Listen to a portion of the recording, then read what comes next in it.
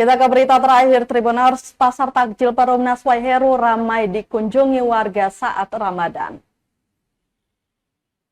Pada hari kedua puasa Ramadan 2024, warga ramai mendatangi Pasar Takjil di Jalan Laksdaya Lewatimena, Desa Waiheru, Rabu 13 Maret 2024.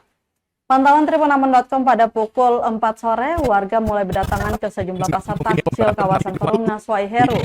Terlihat pasar takjil ini menawarkan berbagai pilihan menu berbuka puasa, mulai dari aneka es, kue, gorengan, hingga hidangan lauk pauk lainnya.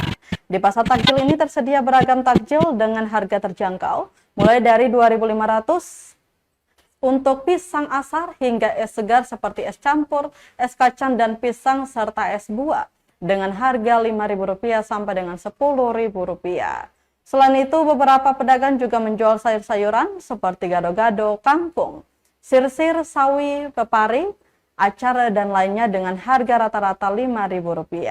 Tak hanya itu, para pengunjung juga dapat menemukan berbagai hidangan racikan seperti ikan bakar colo-colo, ikan saus, tahu saus, dan lainnya dengan harga mulai dari Rp10.000 sampai dengan Rp20.000. Salah satu pedagang Mei mengajak para warga untuk berkunjung menikmati berbagai takjil yang disediakan dengan harga yang terjangkau.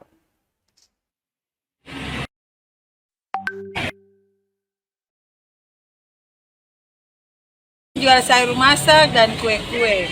Harganya terjangkau dari Rp5.000 sampai Rp10.000. Ada gado-gado, ada ikan bakar, ayam kecap, dan macam-macam kue, pisang hijau, es buah, begitu.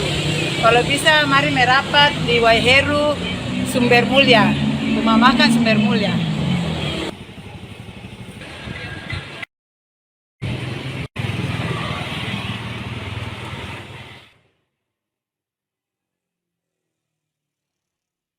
Download Tribun X sekarang, menghadirkan lokal menjadi Indonesia.